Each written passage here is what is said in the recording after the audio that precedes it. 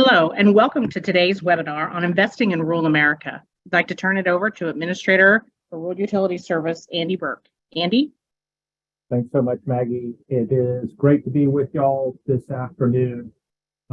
President Biden has a deep commitment to improving the lives of people who live in rural America. We are excited by the opportunity that these two programs, Powering Affordable Clean Energy, or PACE, and Empowering Rural America, or what we call a new era, are going to lead to those outcomes. We've been talking about this now for several months. We've been talking about it with many of you. You've given us unbelievably important feedback, and we thank you for that. Hope that you saw that in the notices of funding opportunity that came out a few weeks ago. I'm excited because every day gets closer to when we're going to start seeing these letters of interest come in, and we're going to start getting these opportunities not only out there for you to apply for, but also start seeing this change and transition coming through these funding opportunities. We're so excited, as always, to tell you more about it, and also to take in your questions. We want to make sure that you feel great about this opportunity. For us, some of you have been dealing with rural utility service for decades. Others of you might be brand new. Each and every one of you, we want you to be engaged in this process, because we know that when we do that, we make energy more reliable, we lower the cost, and importantly, we improve the health outcomes for people who live in rural America. This is a once-in-a-generation opportunity.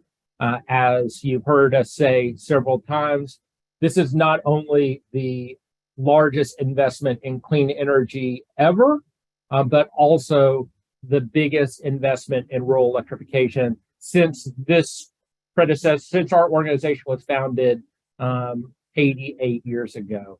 And so we're excited to be here with you today and tell you more about this. And with that, I'm going to turn it over to our Senior Counselor for Energy, Claire Sarosky, who does a magnificent job always of talking through these opportunities. So Claire, over to you. Thank you, Andy. We really appreciate your leadership. And as Andy said, I think we're all really excited about this opportunity and excited to have another session with many of you. Hopefully this is for some of you, your second time or third time even joining us. For those of you for which it's our first time, how we've been running these is basically the first 30 minutes, I walk through the programs, so we're all on the same page about what we're talking about, and you can familiarize yourself with these two new programs that we've launched. And then the last hour is for Q&A, and hopefully that provides you all with a really great opportunity to interface with us directly, ask questions directly. And we'll also be doing FAQs, formal FAQs online that we'll be putting up based on comments and questions that we get in. But again, that's your opportunity to really ask us questions directly and for us to have some dialogue. And we certainly have enjoyed the time that we've spent with you all on previous webinars and look forward to today. I would note here at the top that we have one more webinar like this tomorrow that Chris McLean will lead. And we will kind of run it the same way as we've run this one. First 30 minutes of presentation and then last hour of Q&A. So today will end like usual, and tomorrow as well, we'll end at 4 o'clock Eastern time. So we have one more of these, and then we have a new series of webinars that were announced via a stakeholder announcement a couple of days ago. And those are up on our website on a stakeholder announcement. We will put that in the chat, but those webinars will start to dig into individual issues. We'll have one that's just focused on PACE and eligibility mapping for those different levels of loan forgiveness under PACE. We'll have a new era session on the greenhouse gas calculator and how we're looking to score proposals. We'll have open office hours so that you all can come back, and if you have additional questions, we are going to be available to you again to just have open office hours for folks to come to us and ask questions. We'll have a demo of how to do a letter of interest for both programs. So you'll be able to see there's a few others. Again, our goal is just to make sure that you have, and Tasha put in the link, thank you, Tasha, in the chat. We just want to make sure you have all the information you need and that we are as open and available to you as possible so that you can apply for these programs. And as Andy said, really take advantage of this opportunity to lower costs for energy, to improve the health outcomes in your communities, and to benefit your communities through great new economic development. So we will go to the next slide. Let's dig into PACE.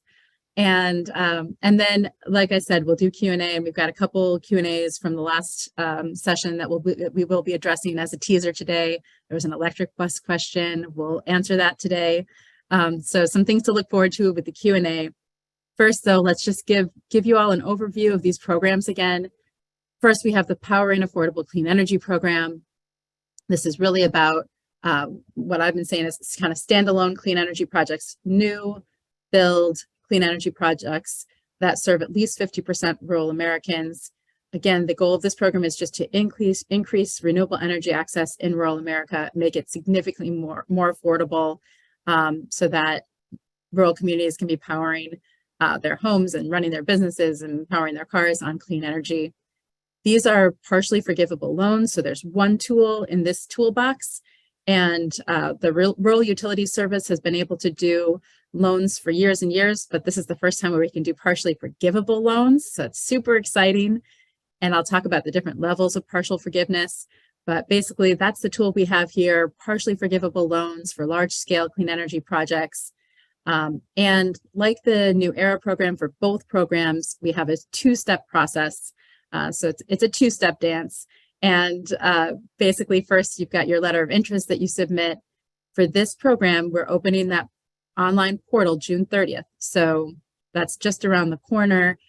So put that on your calendars. That's the first time you can apply, submit your letter of interest for this program. And again, that letter of interest is meant to be an easy first step in submit your information on your project, helps us make sure that you meet all of our eligibility requirements. And then if you do, we will then go ahead and invite you to submit a full proposal for that project. So we'll talk a little bit more about that again. But again, these are new build clean energy projects. You can go to the next slide. And you can see under that eligible activities, blue box there, new build clean energy projects, renewable power that is eligible is from wind, solar, geothermal, hydropower, and biomass.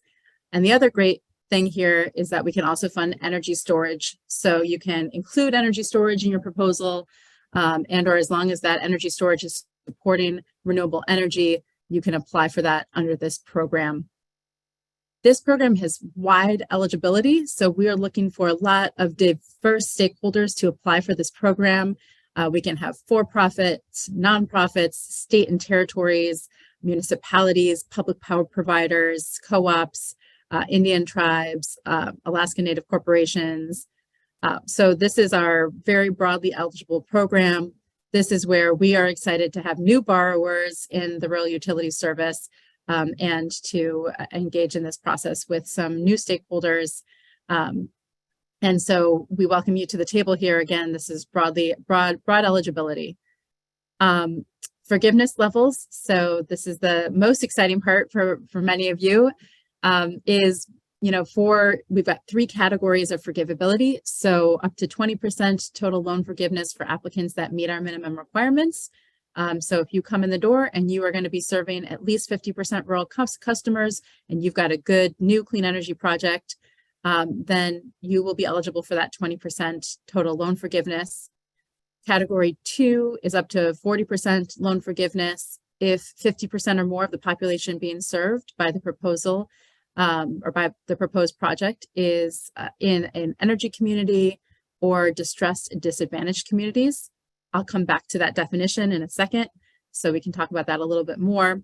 And then the third category is up to 60% total loan forgiveness if the proposed service area is located in Puerto Rico, USVI, Guam, American Samoa, our compact states.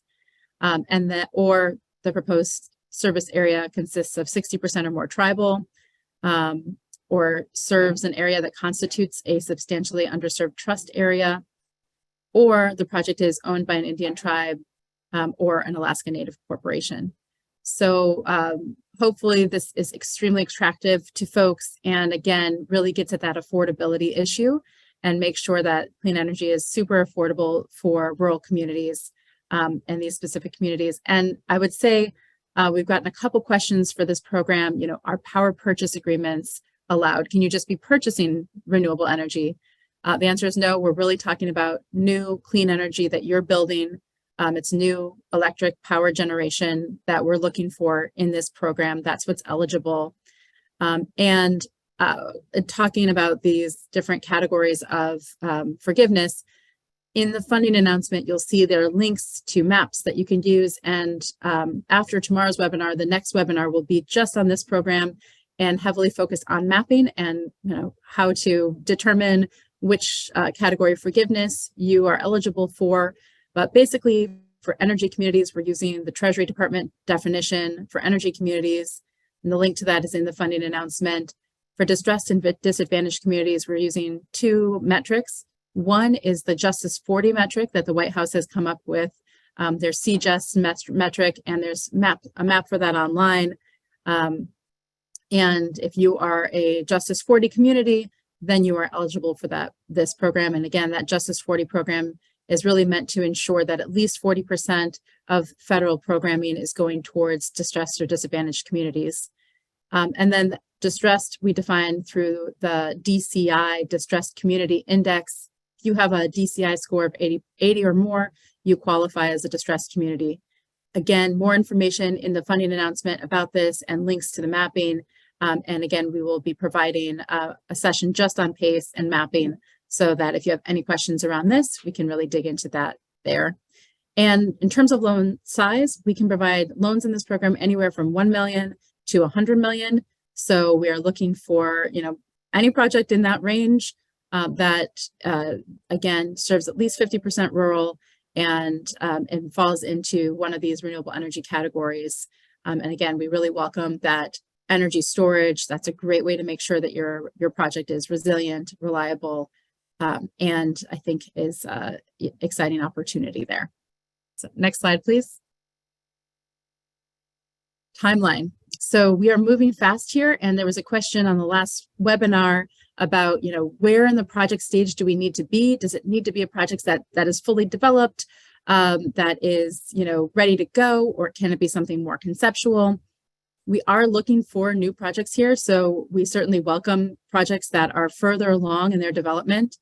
Although, of course, as outlined in the funding announcement, no project that has already commenced construction as of the date of the passage of the Inflation Reduction Act is eligible, and I believe that's August 22nd, 2022. I should check that while we're on. But basically, if you should not have commenced construction yet or before the date of the enactment of the Inflation Reduction Act. Things before that are absolutely eligible. So we're looking for projects that, have done some work, have done some studies, and we're also looking for projects that are maybe slightly more conceptual, but have a really good sense of land, where you're going to get that land, how the project is going to be viable. So we are looking for things kind of, there can be a range there. And that first step is that letter of interest. So you can see here, we published the PACE funding announcement on May 16th. We are going to be continuing to host webinars, as I said, to make sure we have a great opportunity to continue to interface with all of you. And then we will open that portal on June 30th, and you'll be able to submit your letters of interest starting then. This program is not a competitive program in the same way New Era is. Instead, we will be handling applications on a rolling basis as they come in. So as you submit your proposal to us, we will be evaluating it. And then for those proposals that are eligible, meet all the eligibility requirements, we will be inviting you to submit a full proposal. We'll be asking for those full proposals within 60 days of submission of us letting you know that we welcome you to submit a full proposal. And we can have some flexibility around that and agree to a certain date. But again, we're really looking forward to moving this project and this program forward as quickly as possible. We have an end date of all of the projects under these two programs being up and running and in place by September 30th, 2031, and no later. We can't disperse funds after September 30th, 2031. And so that might seem like a long time, but when it comes to energy projects, we need to get rolling if that's our deadline. So again, want to move things forward, move things quickly, and then hope to start making awards as soon as September 1st, particularly for those of you who are really ready to go and are able to submit on the 30th or soon around there. And then we will close this window. We don't expect to do future windows for either of these programs. So this is your main shot. We expect to close that window September 29th and then to continue to make awards here. Next slide, please. One thing I'll note before moving on to New Era is under the PACE program, we are using the municipal rate for interest rates for those loans. And so you can visit our website. And again, this is in the funding announcement. It's also in a Q&A already online. You can visit our website to see what that municipal rate is. It's set on a quarterly basis, and we put it on our website. So you can get a good sense there of what kind of interest rates we're talking about for those loans. Now we will shift gears and talk about the New Era program. This is a really exciting program along with PACE. This is our $9.7 billion program, and the eligibility for this really this is our program for rural electric cooperatives. So rural electric cooperatives that have been RUS or REA borrowers in the past, cooperatives that serve predominantly rural areas, wholly or jointly owned subsidiaries of those cooperatives. So if you are registered as a rural electric cooperative, then this is the program for you. You are eligible here. And the goal of this program, per the statute, really is how can we achieve long-term resiliency, reliability, and affordability of rural electric systems to achieve the greatest reduction in greenhouse gas emissions. So a couple of things breaking down that sentence: resiliency, reliability, affordability. We expect at a base that's our baseline. We expect you're going to be submitting proposals to us that reflect a portfolio of actions that are creating resiliency and reliability for energy for your members, and really that are going to be super affordable. And that's why this money is out there for you all, is to make sure that we're ensuring these three things in addition to achieving the greatest reductions in greenhouse gas emissions. And this really is about system change per the statute. So, you're welcome to come with us with a single project, although it might make more sense for you to go through PACE if that's what you're aiming for. But what we're really hoping for is that rural electric cooperatives, that you all use this as an opportunity to take advantage of, the last couple of decades of innovation, new developments, transformation really of the energy system from a system that was just generation, transmission, distribution, to ones that have a lot more options with renewable energy, with zero emission energy systems. And you see the eligible activities here: purchase of renewable energy. So purchase of renewable energy through PPAs, building your own renewable energy systems, building your own zero emission systems. Carbon capture and storage is eligible. The deployment of those systems, so the activities that radiate from actually getting that energy from where it is to where it needs to go. Energy efficiency improvements to generation and transmission, any combination of the above.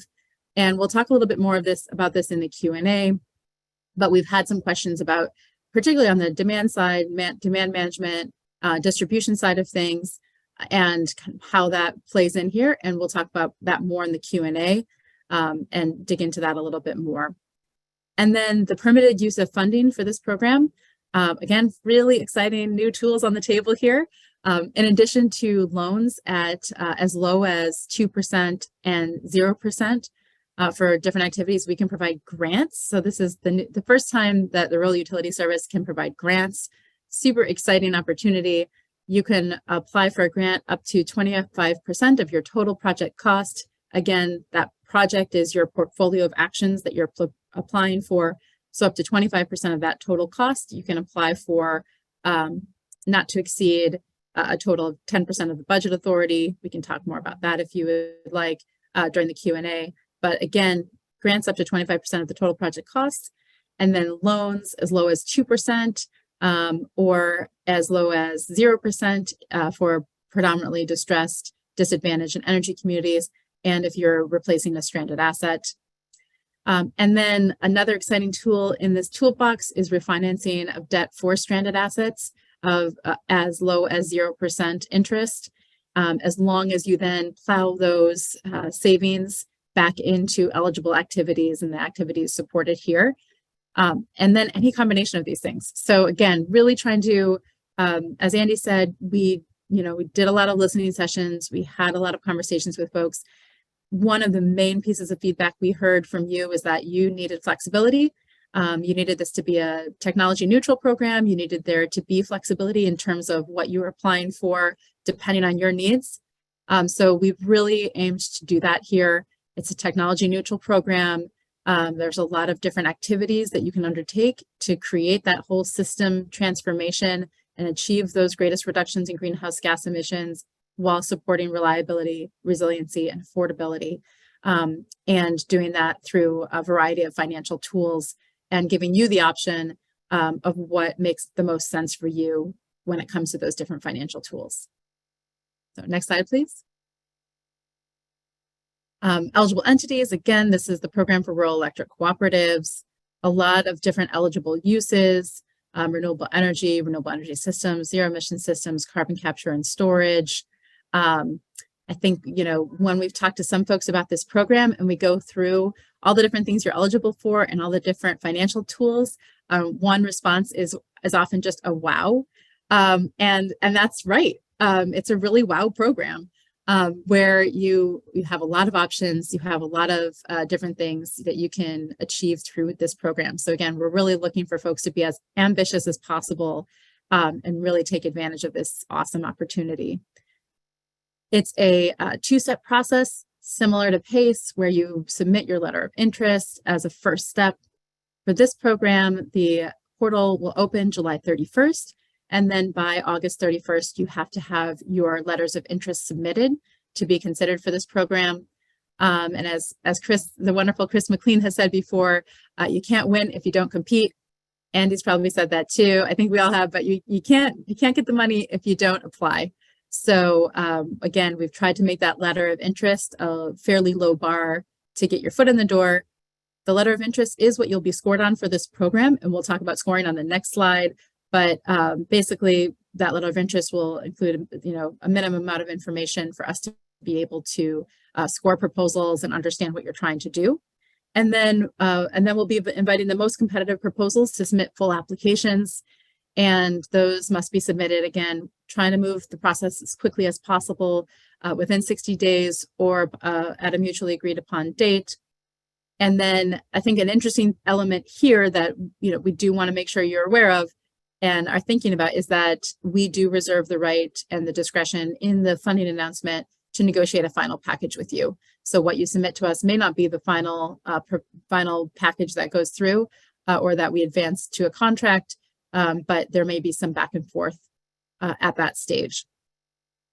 Again, have gone through some of the different funding tools here on the table, but basically, again, loans to finance the cost of new clean energy projects and at an interest rate as low as 2%, grant funding up to 25% of that total project cost, refinancing of stranded assets at an interest rate as low as 0% with reinvestment, like I said, plowing that back into those eligible activities, and loans with interest rates as low as 0% for those projects that are serving predominantly disadvantaged or distressed communities or energy communities or are replacing a stranded asset. So next slide, please.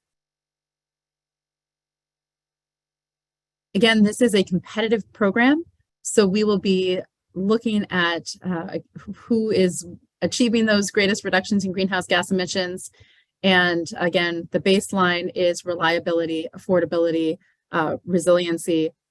The scoring here is reflective again of the statute, and the statute mandated us to achieve the greatest reduction in greenhouse gas emissions. In thinking about what that means, there's a lot of different ways to calculate reductions in greenhouse gas emissions. There's a lot of different ways to think about this. Our approach here reflects a desire to make sure that there's an on-ramp for many different kinds of entities. So regardless of whether you are a heavy carbon intensive GNT or an entity that has high growth but is already pretty set on renewables, we've tried to create an on-ramp so that you can get points on the board wherever you are and whatever your makeup is. So the largest number of points, maximum of 60 points, the largest number is for actual greenhouse gas equivalent greenhouse gas emissions reduced. And so that is, looking at your current greenhouse gas emissions and what you're actually reducing. Again, that just reflects the statutory language. So that is why we assign 30 points to that. But again, then we wanted to make sure there's a lot of different ways to think about greenhouse gas emissions. We wanted to make sure there's an on-ramp for others and other different kinds of entities, regardless of your makeup. And so you can have up to 10 points for greenhouse gases that are avoided. So if you've got high energy demand trajectory, we will be looking at, what are you building out for renewables to meet that increased demand, and that is kind of avoided emissions versus actual reductions. And then percentage increase in renewable or zero emissions energy in your energy mix. All of these are owned or purchased.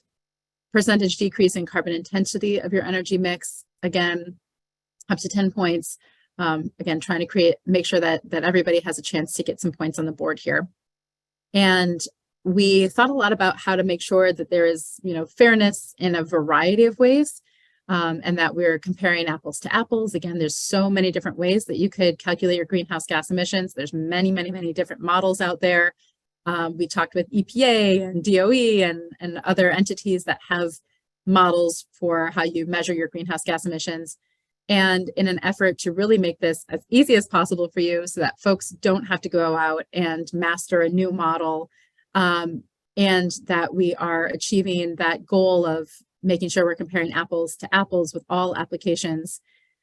We have developed, our amazing Joe Baden developed this achievable reduction tool, which is basically a spreadsheet. It's online. You can go in and play it with it. There's a sample online, and then there's also different examples so that you can look at and play with that. But again, the goal here is to be super transparent. The goal is to make sure we have a tool that's easy to use.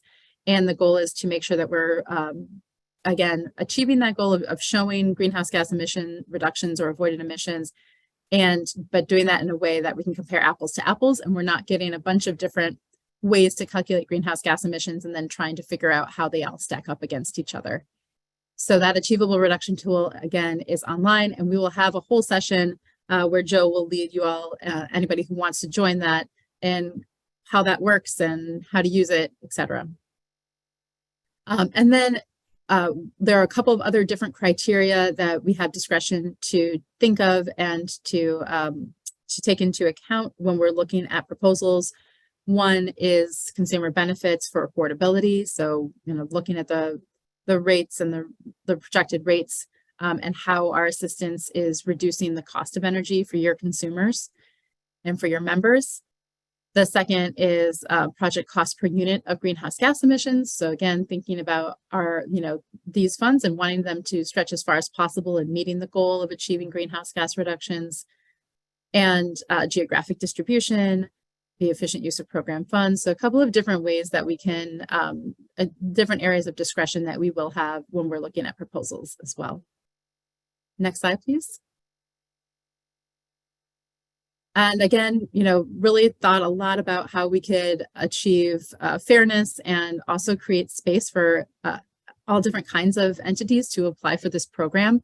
And so we'll be dividing our applications as they come in. You'll be kind of sorted into 3 different categories based on your total utility plant value. And so chose this because it's something that everybody has. It's clear, it's easy to determine. And we have 3 categories here. So applicants with a total utility plant value equal to or over 500 million. We expect that this will be the largest category of folks, and this is where there is the most money needed. And so we expect to spend at least 60% of the funding for this category 1 group. Category 2 is entities that have a total utility plant value of under 500, but more than 200 million. We expect, we've created space for up to 20% of funding to go towards this group. And then category 3, applicants with a total utility plant value of less than 200 million. And we would expect this group to, have put a kind of up to 20% of the funding could be used for this group. So again, trying to think about how we can have folks compete against peers. So you don't have a very small entity competing, very small distribution company competing against a GNT. So you're competing against peers, and we are creating some space for different kinds of entities to engage in this program. Inclusivity was another thing that we heard a lot about, and so wanted to be super responsive to that. Joint applications will be considered. We heard interest in this, so you are able to apply together as a group and submit a single letter of interest.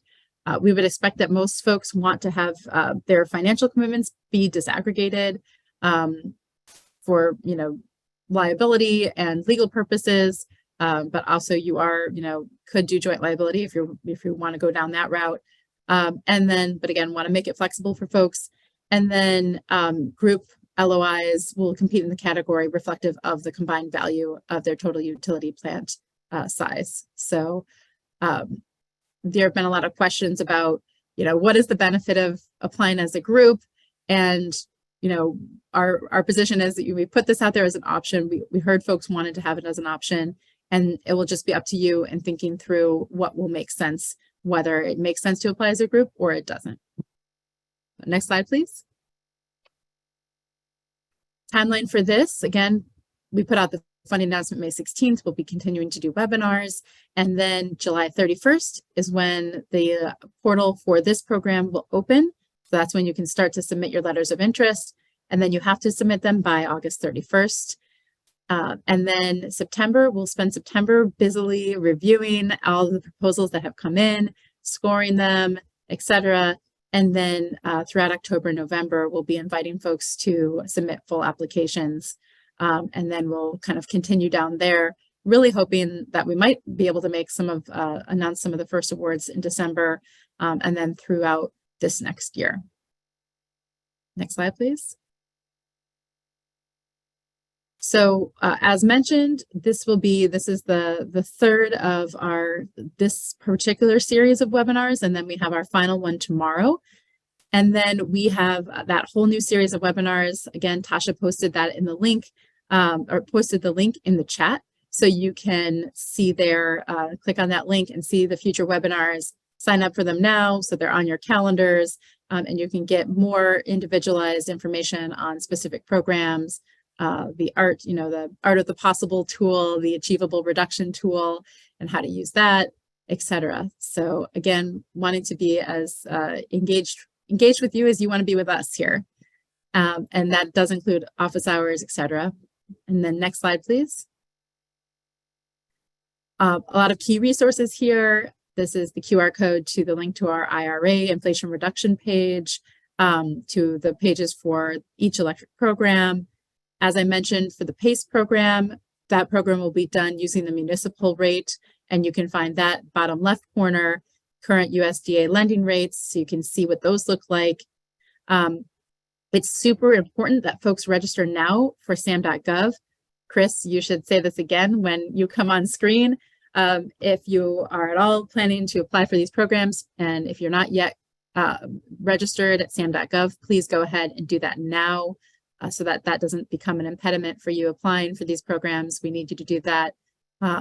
You also need to be have a verified e-authorization. We're going to be doing a Q&A and making sure folks understand that as well. But please register at sam.gov. The QR code to get there is here. And then you can sign up for news with Gov Delivery, and hopefully the stakeholder announcement about our webinars went out on that. So if you want to get make sure you've got the latest coming into your inbox. Please sign up for News with Gov Delivery. Next slide, please. And contact information. So here's the link. We have general field representatives around the country that can help you think through these things a little bit, but can really answer questions and be a resource to you. We also will have regularly updated, frequently asked questions and Q&A so that you can get, a lot of the questions that have been answered or that have been asked, we've been able to answer in this forum, but also, want to make sure that everybody has access to those. And then there's a lot of things that we don't get to. So there'll be kind of a regularly updated Q&A that reflects questions that are submitted to us. And you can submit additional questions here at this box. And again, have this amazing resource of our general field representatives as well. Next slide. And that is where I will end the formal presentation part. Thank you so much. We will now move into Q&A and a couple of things. One, there will be some chat box activity potentially. We have a couple of our team members who are answering things in the chat box and things that are just straightforward from the funding announcement that don't necessarily need an actual conversation around. But I did want to note that anything in that chat box is not policy determinative. So, it could be that there are things in there that aren't exactly right, things like that. Then we will follow up and make sure that we have been clear about the answers there as well. And we had a couple questions last time about consumer-owned products and equipment and demand-side management, and can talk a little bit about that. But maybe first we'll just open it up. Chris, anything I missed that we should say before we jump in? Claire, as usual, you've done a fantastic job, and we've got a whole bunch of really good questions in the Q&A here. Maybe we should just jump into some of those. Let's do it. Yeah, very good. The first one, we got a whole series from Dan here. He's actually basically asking us, when will our sample LOIs and the application guide be available? And the answer is shortly. They're both going through clearance as we speak. And once they pass through clearance, we'll get them posted up on the website as soon as we can. Yeah, but we expect probably at some point next week, maybe a little bit earlier, we'll see. But as Chris said, they are working their way through clearances. Right, and another working its way through the process is Dan's second question about when the online application portal will be finalized.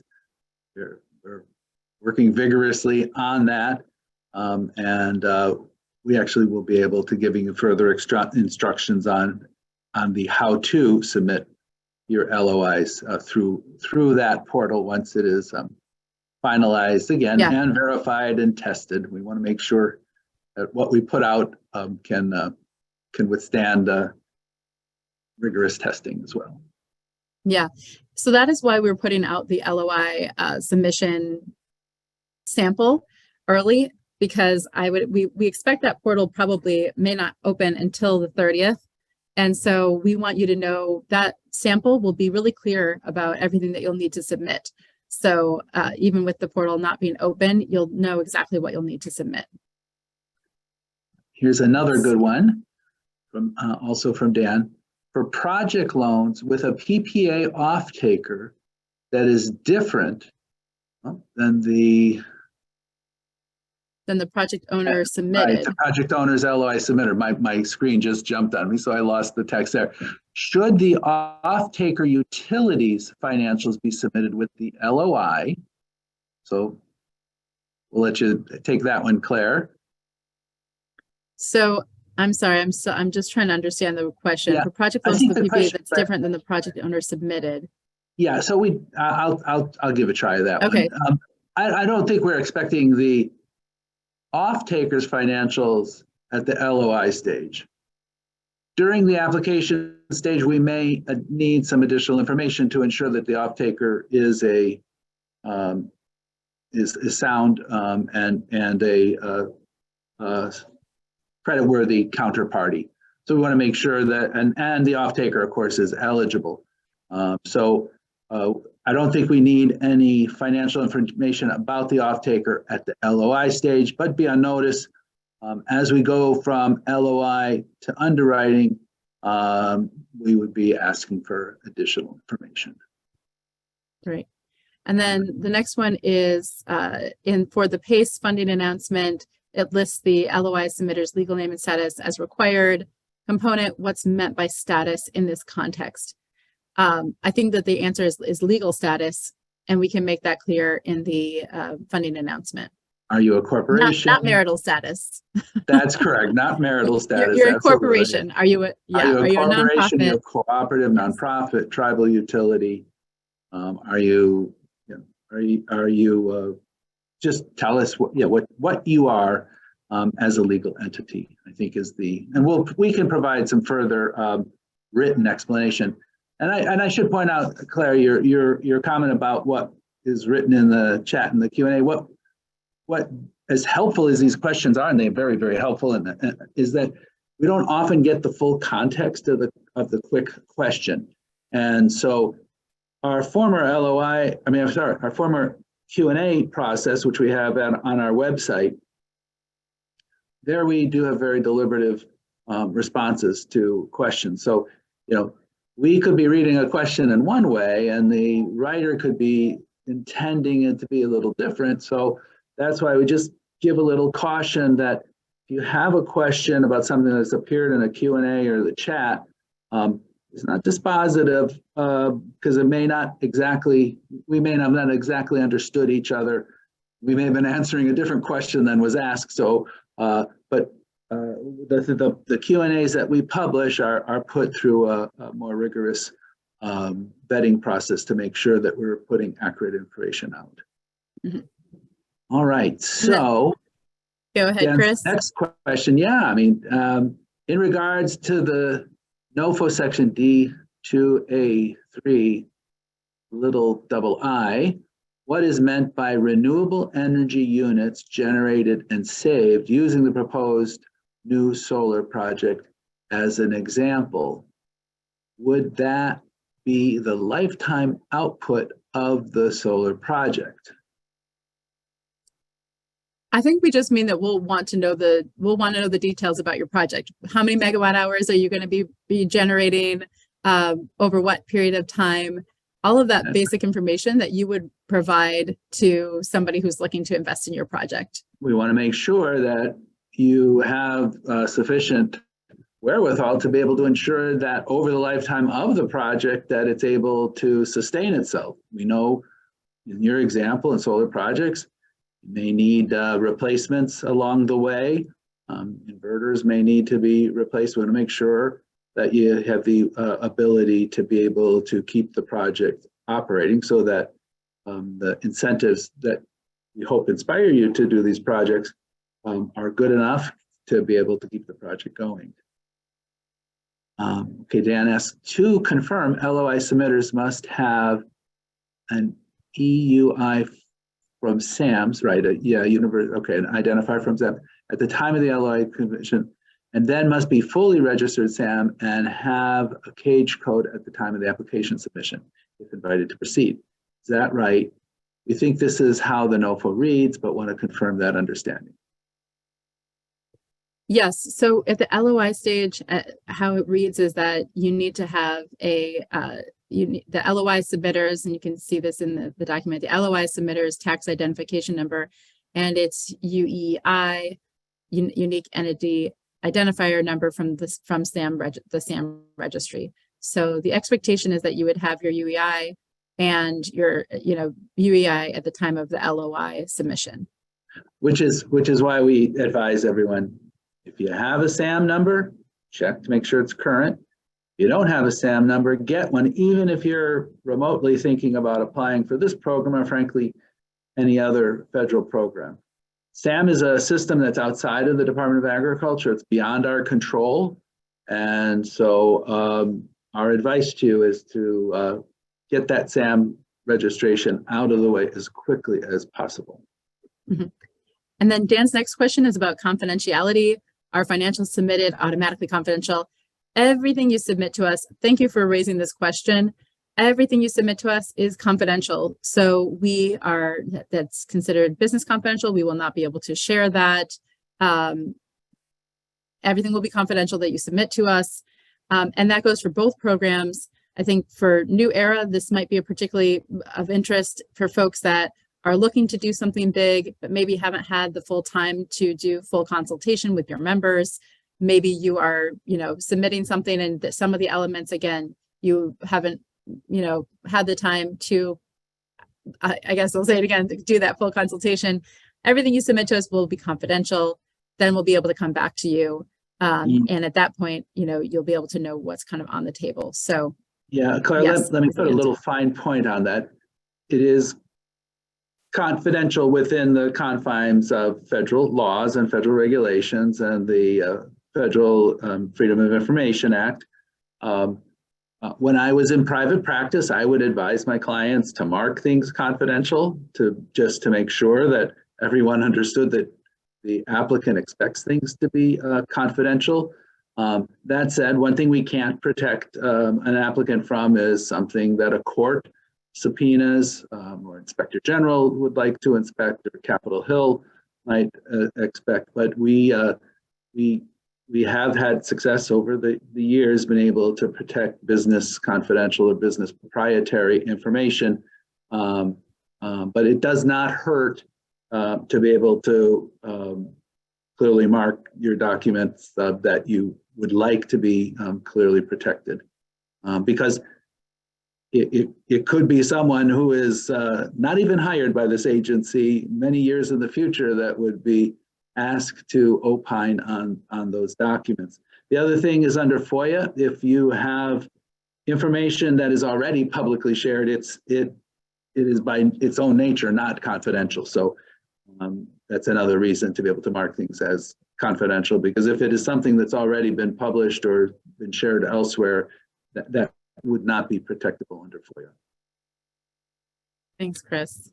All right. Hello. Yeah. Oh, yeah. Do you want to go ahead? You want me to do Hillel's question, or do you want me to try that? Right. Yeah, so Hillel asks, can New Era and PACE be stacked with ITC and PTC? And I usually say that in the presentation, and the answer is, from our perspective, yes. The Treasury guidance will be out hopefully in the next few weeks, and hopefully there'll be more clarity around that. But our expectation is that you'll be able to stack these things. So again, hopefully that makes these super attractive, and you could have a PACE project that's in a distressed community, serving at least 50% distressed and 50% rural communities, and you get that 40%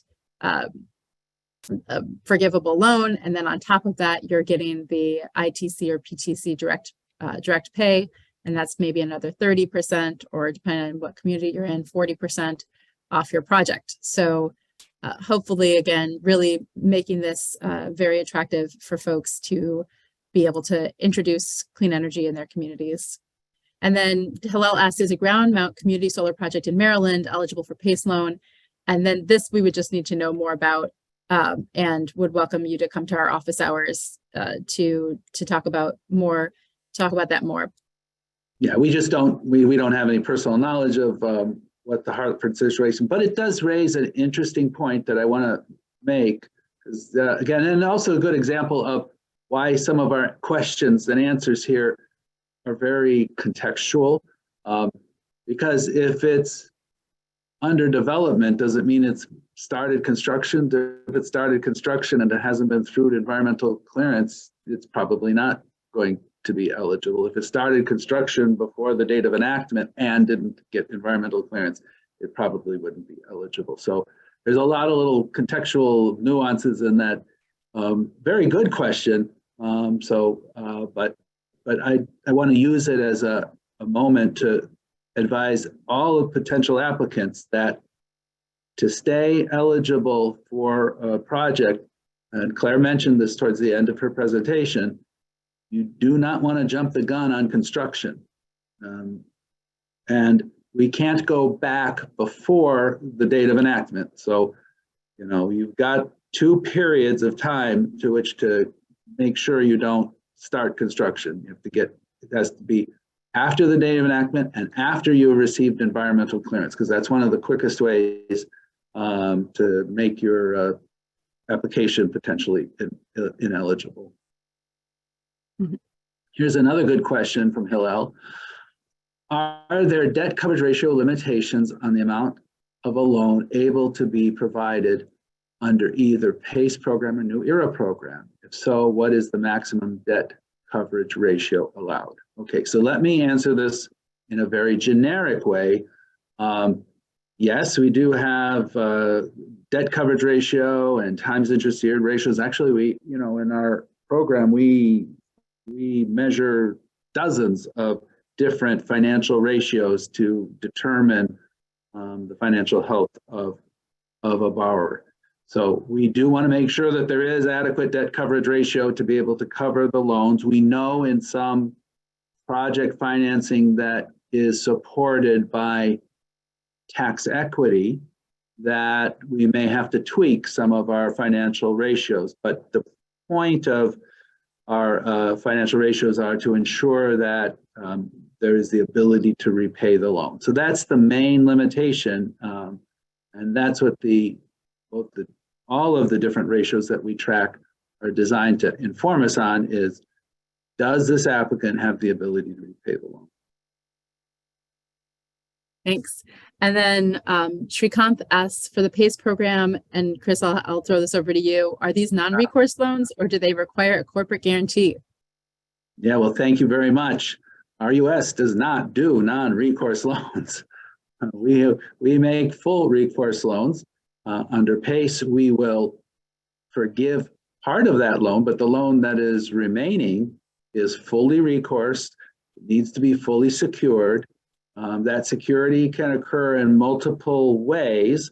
In a system loan, we have security against the entire system. In the project loan, we have the security in the project itself and the power purchase agreement that backs that project. And often we will ask for additional levels of credit support to ensure that the loan is repaid. So non-recourse loans outside of this really limited exception where we are going to forgive a part of the loan, which is a little bit different than what we normally do. You have to be fully accountable. And one of the things we're very proud of in the RUS Electric program is that we have I don't want to jinx it, we've been knock on wood, we have very few delinquencies in our program, and we keep that through rigorous underwriting and adequate collateral to be able to back loans that we do make. And then, thank you, Chris. You want to read the next question?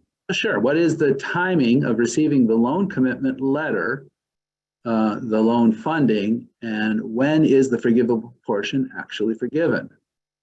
So that's another good question. Yeah. Do you want me to jump in and then you can add? Sure. Why don't you go ahead?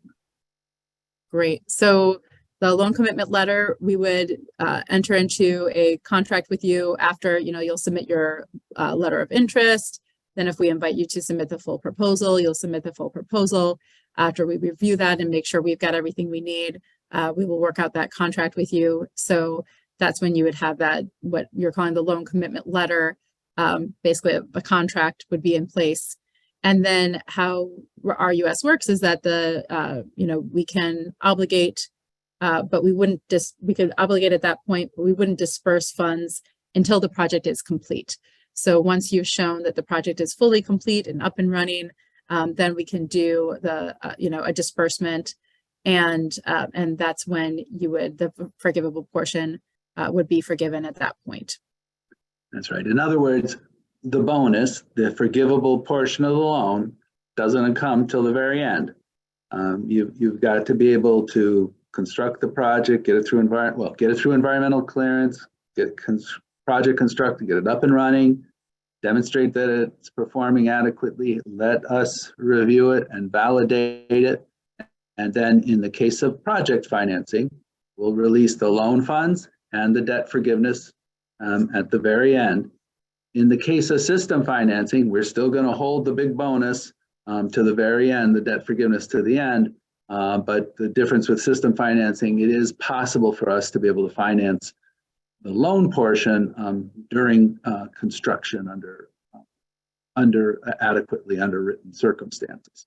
But yeah, no cookie until you perform. That's the big portion here. We're saving the bonus to the end. Here's another Hopefully good we'll question. yeah. Oh, Go ahead, yeah. Chris. Can multiple project companies of the same parent company submit LOIs for different projects, or are they considered one entity? So I'll go ahead. We'll have a formal Q&A on this, but basically what we'll say is that yes, multiple project companies with the same parent company can submit different projects as long as they have their own unique projects and they are their own legal entity.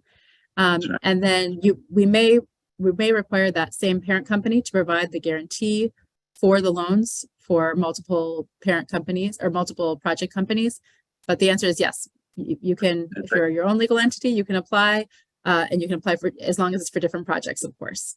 Right. Who is the key question is who is the borrower?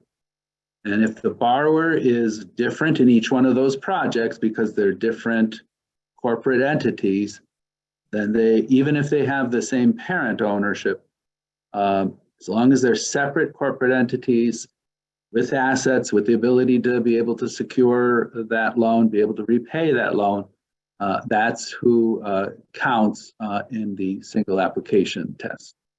Mm-hmm.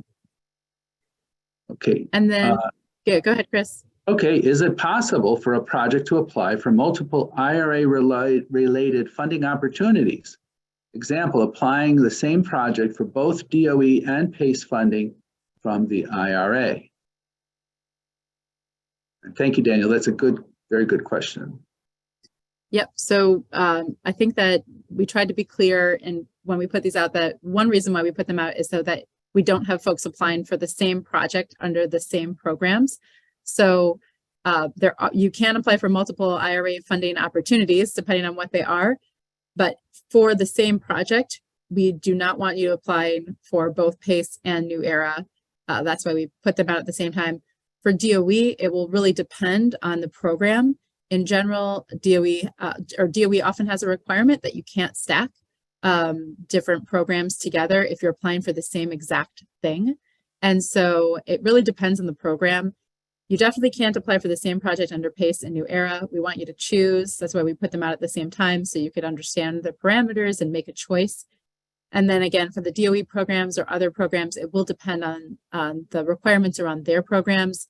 One common question we've had, since a lot of folks are applying for GRIP funding, for example, under the Grid Resiliency Program that DOE has, one really nice pairing is to apply for the GRIP Resiliency Program that could potentially provide you funding for your transmission, and then that program doesn't cover new generation, so you could use the PACE program to add in new power generation to that new transmission. That would be a nice example of really good complementarity. One example of the opposite, where you can't put things together, the DOE ERA program, their rural energy program, they have a cost share requirement. And a question we've gotten a lot is, can you use can you use our funding for your in-kind contribution to that program? And the answer there is no. DOE doesn't allow you to use other federal funding as your in-kind cost share. So it really depends on the program, and happy to, if there are specific questions you have around that, again, please submit them and we can try to make sure, or visit us in our office hours. Yeah, and to highlight that point that you made, Claire, the funding notice is very clear. You can apply in PACE and New Era, but they have to be different projects. You can't try to take your chances. I'm going to do the same project in PACE, the same project in New Era, see what happens. You have to pick which one you want to be in, but you can have two separate, distinct applications in each. And the same thing on this issue about DOE. We're going to make sure, because we've got good consultations with DOE, we've got good consultations with other funders. We're going to make sure that we don't pay for the same thing twice. Nobody's going to be able to get double dipping from DOE and from RUS or from EPA and RUS. But we certainly don't object, at least on our side of the street, we don't object to stacking projects or feathering projects so that DOE might fund a portion of it and we might be able to fund another portion of it, but we want to make sure that nobody gets the same $2 for the same project. Although again, the direct pay, we expect that to be able to apply. Right. We Okay, certainly would hope that, because again, that is a tax credit. Those are kind of reward doing things that you would do in programs like this, and it's not, in our view, a double dip. Then Vishnavi asks, what is meant by new projects? Are there construction or PIS date requirements that will make a project new? So in general, under both programs, you cannot have commenced construction before the effective date of the Inflation Reduction Act, which is, I believe, August 16th. It's in the funding announcement, August 16th. And so you can't have commenced construction. There have been kind of questions around, what if we've done planning? What if we've done some ordering? That I think is fine, just as long as you haven't actually commenced construction. But we do want you to have new projects. So that's kind of, we don't want you to have, actually, I think I fully answered it. Chris, is there anything else to add there? I'm going to be very clear. In PACE, right, it's something that has occurred after, we're not going to reimburse you. We're not going to give you debt forgiveness for something you've already done. I'll be real clear about that. That's kind of what we mean by new projects under PACE. Under New Era, you can get support for purchasing renewable power, for deploying renewable power, or for purchasing a renewable power system. So if PACE, under New Era, in contrast to PACE, you could actually buy an existing system and potentially be eligible for some of the incentives under New Era. But again, under PACE, we want you to add something new. We're not going to look back at something you've already done and said, oh yeah, you were great. You're going to get part of the debt that you've already incurred forgiven. Mm-hmm. All right. Can PACE funding include power purchased from a third party developed new solar storage projects? So the answer here is this is again for PACE, can use a power purchase agreement from a third party. So still so the answer as the applicant. Yeah. So the answer here is no. PACE is for new electric power generation. So you can't use the PACE funds to purchase energy from somebody else who's producing that power. The funding is for you or whatever entity to produce new electric power. And that's what the PACE funding can be used for. So you can't use PACE funding for a power purchase agreement with somebody else where you're purchasing the renewable energy from them.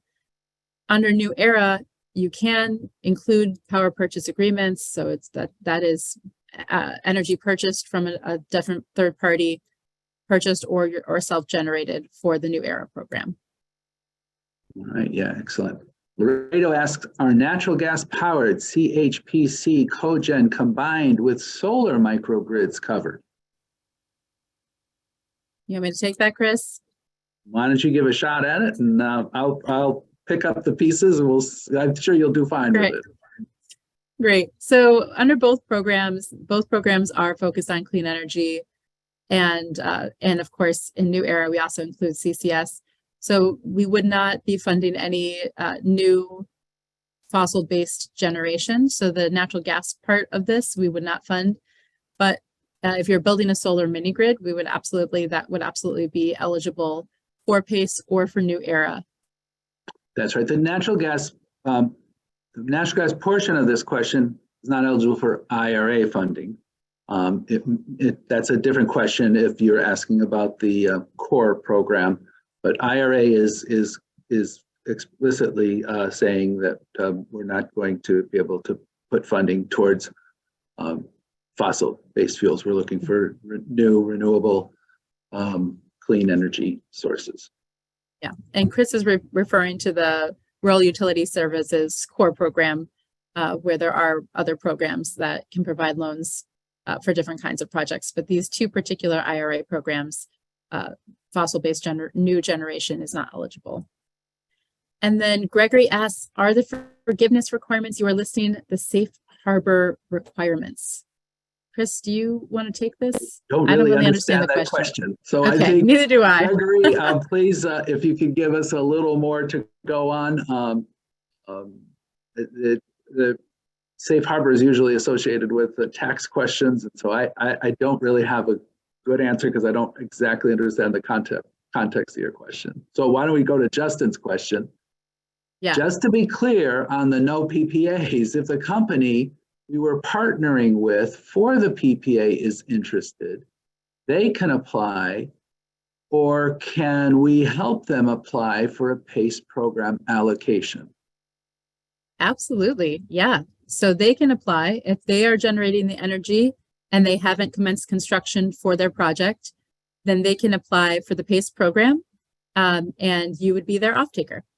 And assuming the off-taker otherwise meets our population limits, that would be the other point. Yes, exactly. Yeah, at least serving at least 50% rural, and you can see in the NOFO how we define that for each program. Good question. Alex asks, would energy storage as a standalone project qualify? Batteries being grid charged as an example. Chris, do you want to take this? All right. So again, a very good question. Storage is clearly eligible under PACE, as the IRA said, storage in support of renewable power. So that's one of the things you have to show us is that battery storage in support of renewable power, expanding the, so you could have a standalone storage project, let's say that supports an existing solar project or existing wind project. So you have to be able to demonstrate that to us. Storage can also be part of a new era portfolio of actions, particularly if it helps produce greenhouse gas reductions as well. I do think that there's one thing here, batteries being grid charged as an example. Again, to Chris's point, it does have to be charged by a renewable energy as defined within the PACE program. So for PACE, you could have a standalone battery as long as you can clearly show, like Chris says, that it's supporting renewable energy. If it's just connected generally to the grid and we don't know where that power is coming from, then I think that would probably not be eligible. So, and again, that comes to we've had questions about merchant power. Merchant power isn't eligible under this program. You can't just be selling into the wholesale grid. There has to be a clear off-taker. So that's a bit of a separate question, but we'll have a Q&A on merchant power as well. And it's a little bit related. Do you want to take this next one? Joe asks, how are loans forgiven? All right, very good question. So in PACE, let's say you're eligible for the 40% forgiveness. To use a simple example, and let's say you're a project financer. So we're not going to finance you during construction. So you get your LOI in. Let's say your LOI is in the money. You get invited to apply. You apply. You say, "Wow, you hit the jackpot."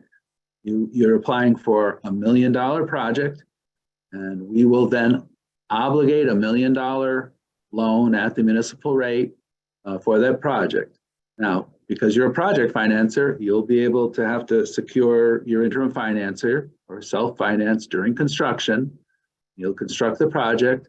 It'll be, complete the project. It'll be delivered. It'll be operational. We'll come and inspect it and say, "Yep, okay, you did it." So you've got $1 million loan with us, and we will give you $1 million to be able to. Let's say you've done everything. You've scored a straight A's on all of our checks, and you've delivered as promised. You'll get the $1 million.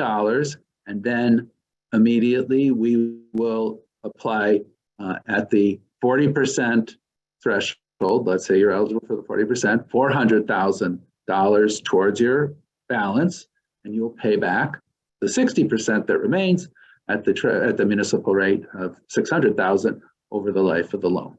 So that's in kind of a simple example of how we would do it under project finance. If you're system finance, again, system finance would be an existing utility where we have a lien on all of your assets, or you give us a lien on all of your assets as an operating utility.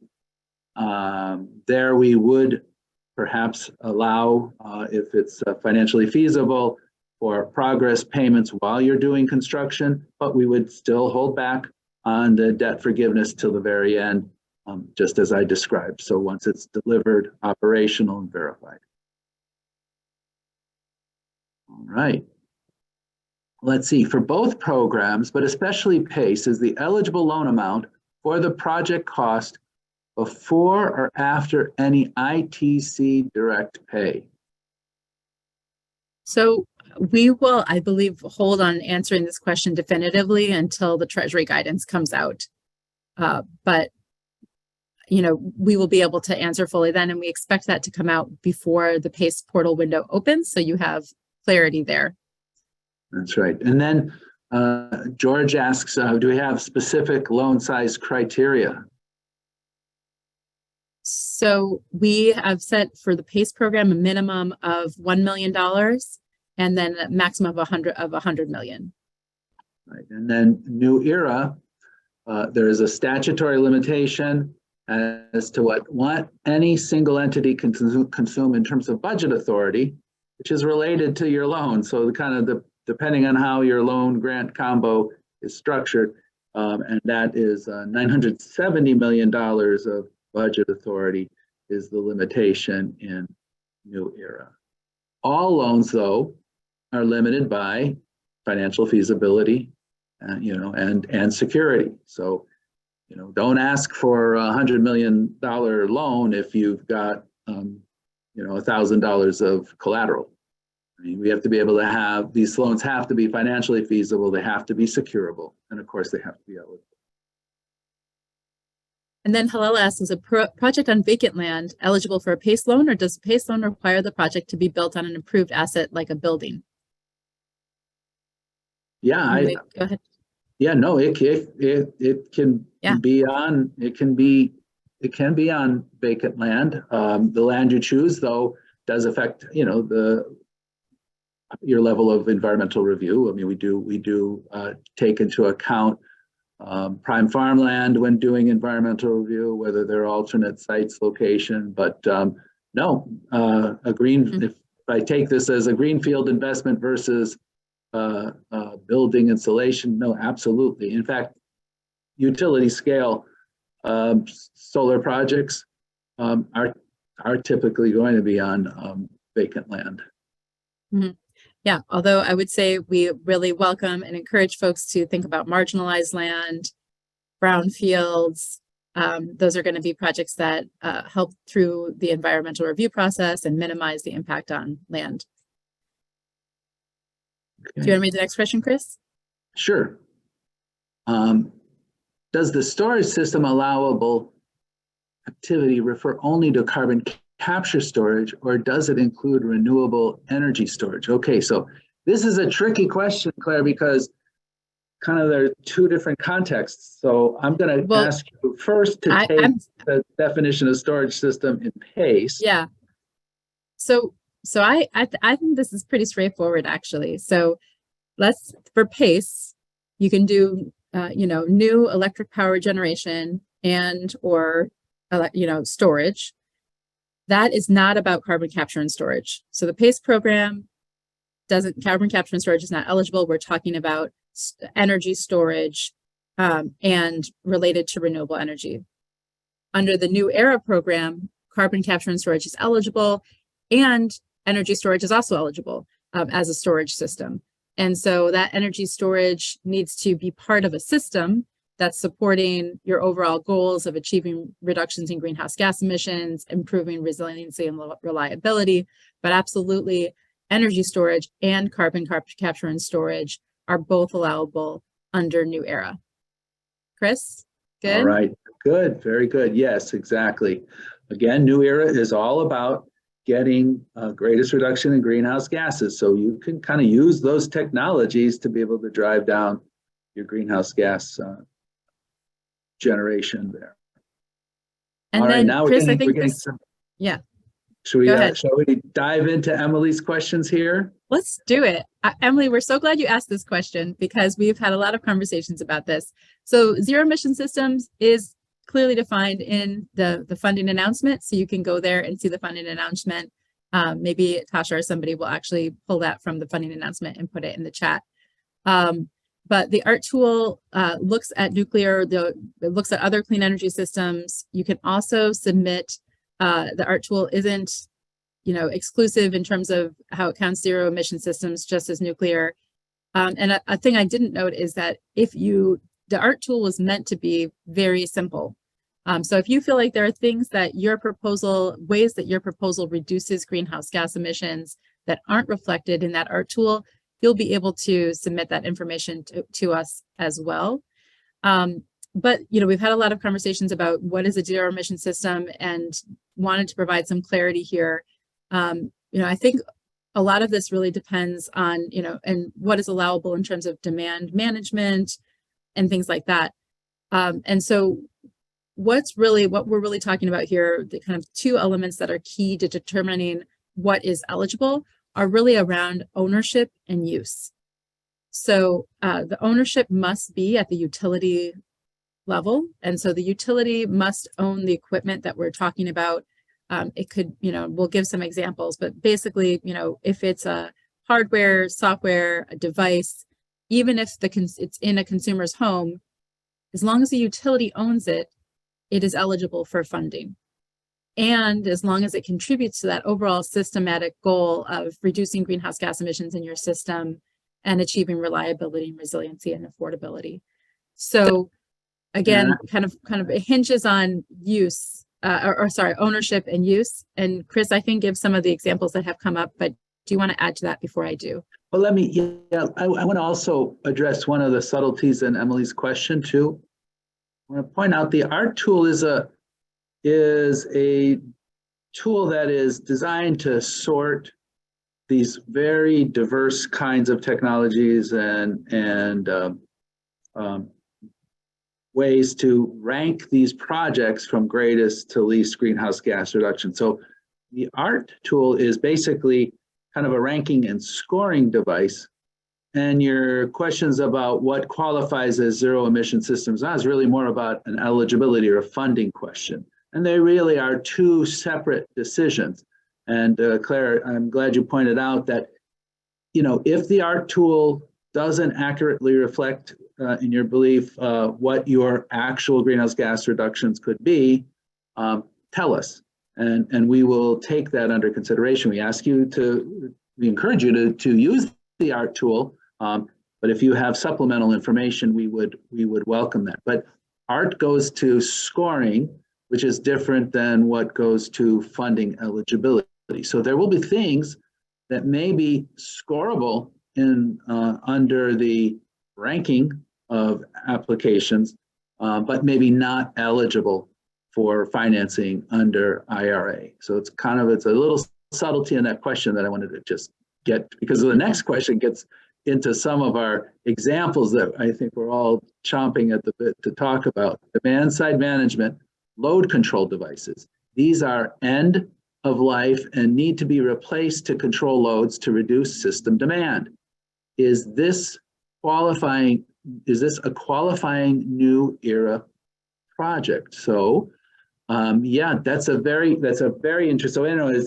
So to kind of like rephrase this a little bit, they've got an existing demand side management load control devices that are kind of running out. They need to be replaced and upgraded and modernized to be able to reduce system demand and presumably reduce greenhouse gas production because there's less demand.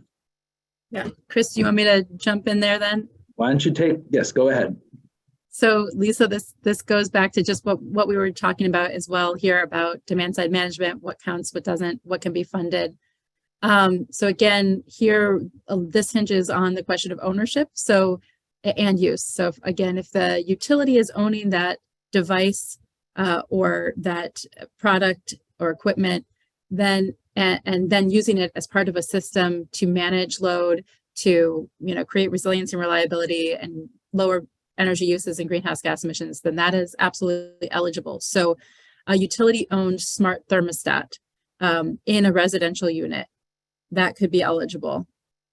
So again, if that unit, if that demand control device is owned by the utility, that could be included as part of a funding request for the overall system. Another interesting question that came up was, could electric buses be used as an energy storage or kind of demand side management load control device? Again, this hinges on ownership. If the utility is owning those buses and using them for the purpose of energy storage, then as part of that system, then that could be eligible. If we're talking about virtual power plants that have equipment owned by the utility to network multiple customers' devices, that could be for the purpose, again, of management, that could be eligible. So, if there are solar panels that are owned by the utility that are at residential or other units or customer locations, those would be eligible. So again, the way to think about this really is who owns it, if it's owned by the utility, and if it's part of a way to manage load and to manage resiliency, reliability, affordability for the purpose of achieving greenhouse gas reductions, to reducing demand, that we would see as qualifying, and you could include that as part of your portfolio of actions. Right, and so if you have a network that controls a bunch of things that the utility doesn't own, like the consumer-owned products would not be eligible, but that network itself could be qualified as a zero-emission system. It's a system. It doesn't emit any greenhouse gases. It controls consumer devices. So we can go, the clear red line, the defining line here is who owns what. Now, if that system includes things that are inside the ratepayers' facilities, well, then if the utility owns it, then that could still be part of that zero emission system. Mm-hmm. So like the software to control all of that, things like that, definitely eligible. But the line is drawn on, could consumer-owned products and equipment, consumer-owned rooftop solar, if the funding can't be used for things that are owned by the consumer. Yeah. So hopefully that and makes that's it a not lot to clearer. say we love energy efficiency programs. Yes. Have a I'm going to get a commercial in here. We have a fantastic energy efficiency program called the Rural Energy Savings Program, which will make a 0% interest loan to a utility or a utility-like entity to relend to consumers for energy efficiency measures. We love that. We want to encourage that. We want applicants to think about using those programs in conjunction with these programs. But here, it has to be the system, the utility system that we would be financing as a zero emission system. Great. All right. Audra asks if you are not I'll read it and then give it to you, Chris. If you are not a RUS borrower, would you be subject to the same RUS utility reporting if you were to use the New Era loan or New Era financing? So the answer is, in general, yes, we will have reporting requirements on our new customers. We welcome you. We're excited to have new borrowers. Remember, this is fundamentally a loan program with a bonus on the end, whether it's New Era or PACE, we're making a loan. So we do need sufficient information to be able to see how that loan is doing. We will work with you to make sure that the data that we request you're capable of providing and make sure that it's relevant to the performance of your commitments. But in general, they will be similar, but we certainly don't want them to be excessive, and we will certainly engage with you as we go through this process if you should be fortunate enough to secure an award. To make sure that we have a full understanding of what we need to receive on a recurring basis to ensure that these loans are sound and that they're performing as promised, and that they meet the requirements of the federal lending statutes and compliance with other kind of commitments we make as a result of our financing, things like non-discrimination, things like compliance with Davis-Bacon, things like that. So we want to make sure that you comply with the rules. So there will be reporting after the project, but we are very cognizant of trying to streamline our systems to make sure that they work for our borrowers. I think Justin's next question is about how New Era would look for the great, John Carr, about how the grant mechanism would relate to the PPA under New Era. I think we'll come back to that with a formal Q&A, or maybe and then Justin We are Soderberg. Yes, we will give some written guidance on that one. That one is just like too complex to talk about on the cuff right now. So we'll hold that one. So stay tuned. Yes, gotta have something to look forward to. Justin Soderberg, you want to read his question, Chris? Yes, on New Era, you are looking for the greatest reductions in carbon dioxide, methane, and nitrous oxide. Would installing SCRs be a project that could be included in this program? So I think that you're talking about selective catalytic reduction devices, which I think are used for diesel engines. I'm not sure. Maybe that is. If so, that would not be eligible. We're not talking about individual vehicles, tailpipe emissions. We're looking at kind of, unless Well, we got Mr. Solana here. Let me answer this one. Oh, Ken. This would Thanks, be Ken. related to a fossil facility. Therefore, we would not finance it. Okay, there you go. Good. Thank you, Ken. Ken is our engineer extraordinaire. So, okay, I'll ask Alec's question. Is the ERA program, or the New Era program for PPAs, any benefit? Okay. It's a little bit unclear what you're asking, but you can include the power, the purchase of power under New Era.